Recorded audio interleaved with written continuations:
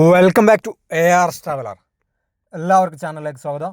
അപ്പോൾ ഇന്ന് നമ്മൾ വെങ്ങള മുതൽ ചെങ്ങോട്ടുകാവ് വരെയുള്ള ദേശീയപാതയുടെ ഏറ്റവും പുതിയ കാഴ്ചകളാണ് അപ്ഡേഷൻ ചെയ്യുന്നത്. അപ്പോൾ കഴിഞ്ഞ കുറേ ദിവസമായിട്ട് നമ്മൾ വെങ്ങള മുതൽ ചെങ്ങോട്ടുകാവ് വരെയുള്ള വർക്കിൻ്റെ പുതിയ കാഴ്ചകൾ അപ്ഡേഷൻ ചെയ്യണമെന്ന് പറഞ്ഞുകൊണ്ട് ആളുകൾ ഇങ്ങനെ ബഹളം വെക്കുന്നുണ്ടായിരുന്നു. അപ്പോൾ നമ്മൾ വെങ്ങളത്തു നിന്നുള്ള ഇവിടെ നിന്നാണ് നമ്മുടെ വാഗാടിൻ്റെ വർക്ക് സ്റ്റാർട്ട് ചെയ്യുന്നത്. അപ്പോൾ നമ്മൾ ഈ ഒരു റീച്ച് വെങ്ങളം വരെയുള്ള ഭാഗം, വെങ്ങളം മുതൽ കോഴിക്കോട് ആ ഒരു ഭാഗത്തേക്ക് KMCയുടെ വർക്കാണ്. അപ്പോൾ ഇവിടെ വാഗാടിൻ്റെ വർക്ക് സ്റ്റാർട്ട് ചെയ്തിട്ടുണ്ട്.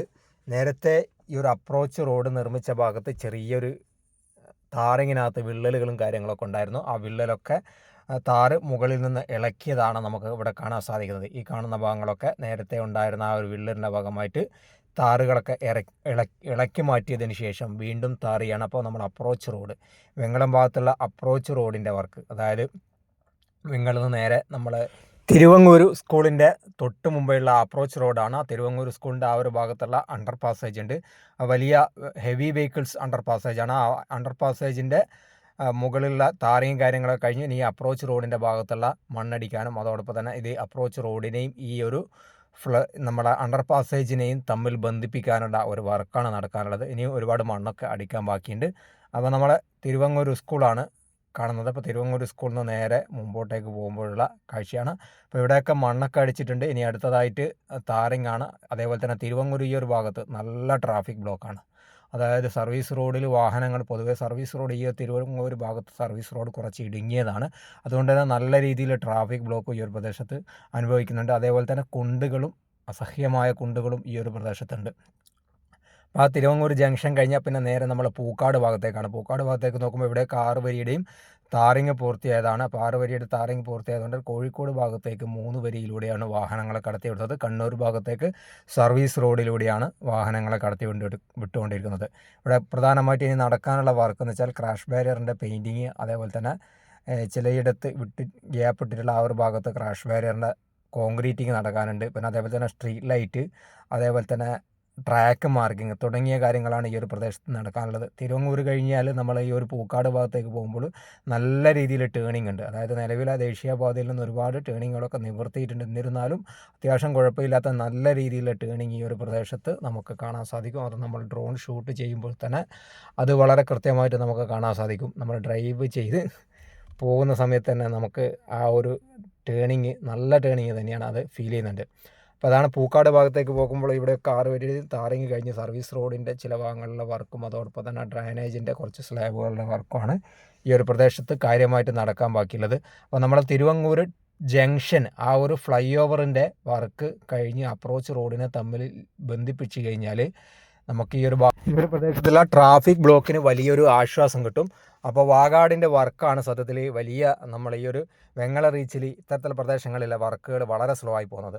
സത്യത്തിൽ പ്രയോറിറ്റി കൊടുത്തുകൊണ്ട്, അതായത് പ്രധാനപ്പെട്ട ടൗണുകൾ, വെങ്ങളം അതേപോലെ തന്നെ വടകര, പയ്യോളി തുടങ്ങിയ പ്രദേശങ്ങളിൽ പ്രധാനപ്പെട്ട ടൗണുകൾ കേന്ദ്രീകരിച്ചു അവിടെ പ്രയോറിറ്റി കൊടുത്തുകൊണ്ട് ട്രാഫിക് ബ്ലോക്ക് മറ്റ് പ്രശ്നങ്ങളൊക്കെ ഒഴിവാക്കിക്കൊണ്ട് പെട്ടെന്ന് വർക്ക് തീർക്കാൻ വാഗാടിന് കഴിയുന്നില്ല എന്നത് വലിയൊരു പോരായ്മയാണ്.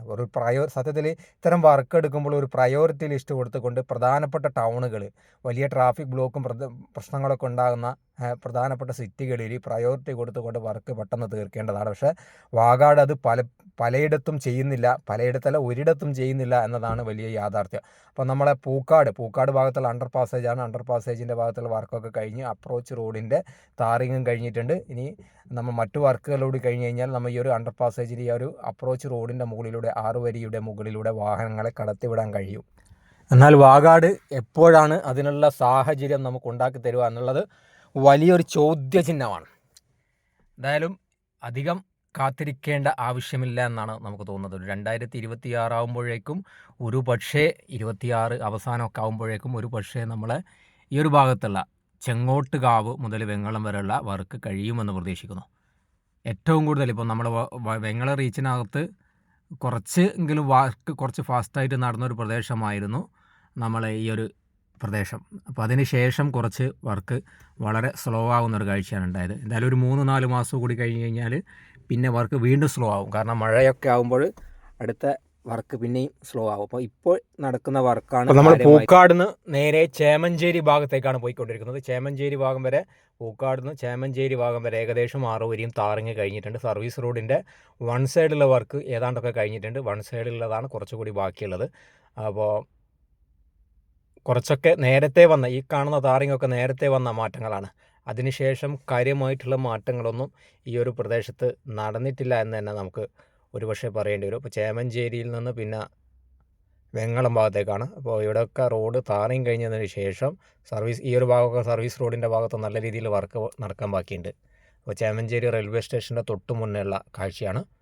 6 വരിയിൽ സർവീസ് റോഡ് ഈ ഭാഗത്ത് തീരെ വർക്ക് നടന്നിട്ടില്ല. 2 സൈഡിലും സർവീസ് റോഡിൻ്റെ വർക്ക് ബാക്കിയുണ്ട്. കാര്യമായിട്ട് ഒന്നും നടന്നിട്ടില്ല എന്ന് തന്നെ നമുക്ക് പറയേണ്ടി വരും. ഒരുപക്ഷെ അതേപോലെ തന്നെ നല്ല രീതിയിൽ വെള്ളക്കെട്ട് ഉണ്ടാകുന്ന ഒരു പ്രദേശവും കൂടിയാണ് ഈ ചേമഞ്ചേരി.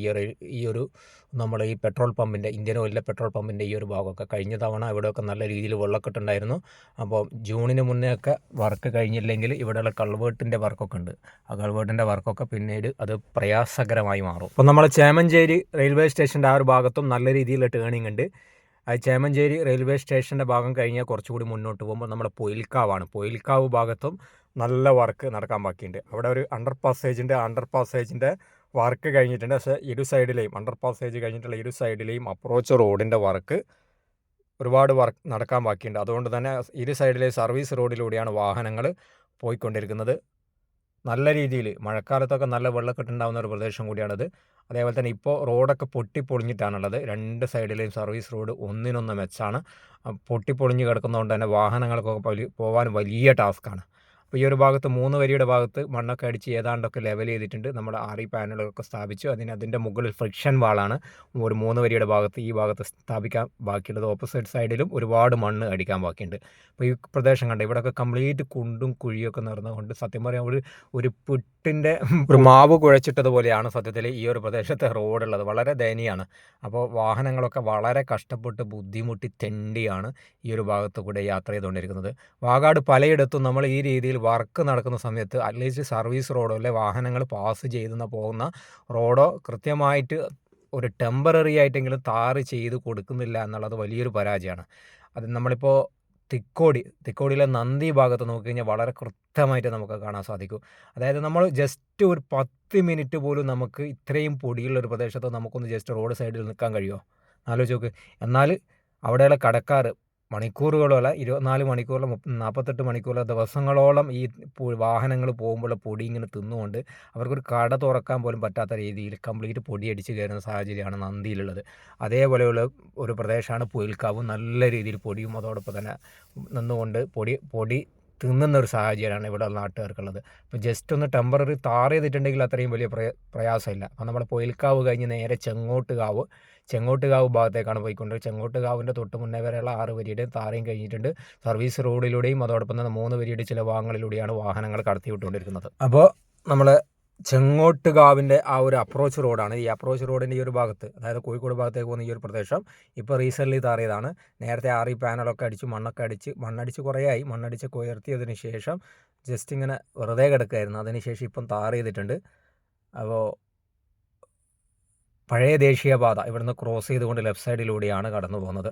ഇപ്പോൾ പുതിയ 6 വരിപ്പാതയുടെ ഭാഗമായിട്ട് ഇവിടെയുള്ള ടേണിങ് കംപ്ലീറ്റ് നിവർത്തിയിട്ടുണ്ട്. നമ്മൾ പഴയ ദേശീയപാതയും പുതിയ ദേശീയപാതയും തമ്മിൽ ഒരു ബന്ധവുമില്ലാത്ത രീതിയിലാണ് നമ്മൾ ആ ഒരു ചെങ്ങോട്ടുകാവ് ജംഗ്ഷൻ്റെ ഭാഗത്തുള്ളത്. അപ്പോൾ ഇവിടെയും നമ്മൾ അന്യസംസ്ഥാന വാഹനങ്ങളൊക്കെ നമ്മളെ വർക്ക് നടന്ന് താൽക്കാലികമായി ക്ലോസ് ചെയ്തിട്ട് ആ ഒരു 6 വരിയിൽ സ്ഥാനം പിടിച്ച ഒരു കാഴ്ച കാണാൻ സാധിക്കും. റൈറ്റ് സൈഡിൽ നമ്മൾ കണ്ടുകൊണ്ടിരിക്കുന്നത് പഴയ ദേശീയപാതയാണ്. പഴയ ദേശീയപാതയിലൂടെയാണ് കോഴിക്കോട് ഭാഗത്തേക്ക് വാഹനങ്ങൾ പോയിക്കൊണ്ടിരിക്കുന്നത്. ലെഫ്റ്റ് സൈഡിലൂടെ ആ സർവീസ് റോഡിലൂടെയാണ് കണ്ണൂർ ഭാഗത്തേക്ക് വാഹനങ്ങൾ പോയിക്കൊണ്ടിരിക്കുന്നത്. അപ്പോൾ ഇവിടെയാണ് ഇപ്പോൾ തറഞ്ഞ് കഴിഞ്ഞത്. അപ്പോൾ ഇത് നേരെ നമ്മളെ നന്ദി, അതായത് നമ്മുടെ ദേശീയപാത ഇതിന് നേരെ കുന്നിയാറാമല ആ ഒരു ഭാഗത്തു കൂടി കടന്നു പോവാണ്. അപ്പോൾ നമ്മൾ നന്ദി കൊയിലാണ്ടി നിലവിലുള്ള ദേശീയപാതയോട് ഗുഡ് ബൈ പറഞ്ഞുകൊണ്ടാണ് ഇവിടുന്ന് നമ്മളെ ദേശീയപാത നേരെ കടന്നു പോകുന്നത്. അപ്പോൾ ഇതാണ് നമ്മൾ വെങ്ങളം മുതൽ ചെങ്ങോട്ടുകാവ് വരെയുള്ള ദേശീയപാതയുടെ കാഴ്ച. ഈ ഒരു അപ്രോച്ച് റോഡിൻ്റെ ഈ ഒരു ഭാഗത്ത് കുറച്ചുകൂടി ഇപ്പോൾ ടാറിയാണ്. ഇവിടെ ഇപ്പോൾ ഫ്രിക്ഷൻ വാളൊക്കെ സ്ഥാപിച്ച് കഴിഞ്ഞാൽ ജസ്റ്റ് താറിയാനുള്ള വർക്ക് മാത്രമാണ്. ലെഫ്റ്റ് സൈഡിൽ നമ്മളെ പഴയ കൊയിലാണ്ടി ദേശീയപാതയാണ്, ഇപ്പോൾ വാഹനങ്ങൾ പോയിക്കൊണ്ടിരിക്കുന്ന പഴയ കൊയിലാണ്ടി ദേശീയപാതയാണ് കാണുന്നത്. ഇപ്പോൾ ഈ റോഡിലൂടെ സത്യം പറഞ്ഞാൽ ഭയങ്കര ടാസ്ക്കാണ്. കാരണം റോഡ് കംപ്ലീറ്റ് ജീൻസ് പാൻറ്റിൻ്റെ പോക്കറ്റ് പോലെ എന്താ പറയുക, പേച്ച് വർക്ക് ചെയ്ത് ഒരു പരുവത്തിലായിട്ടുണ്ട്.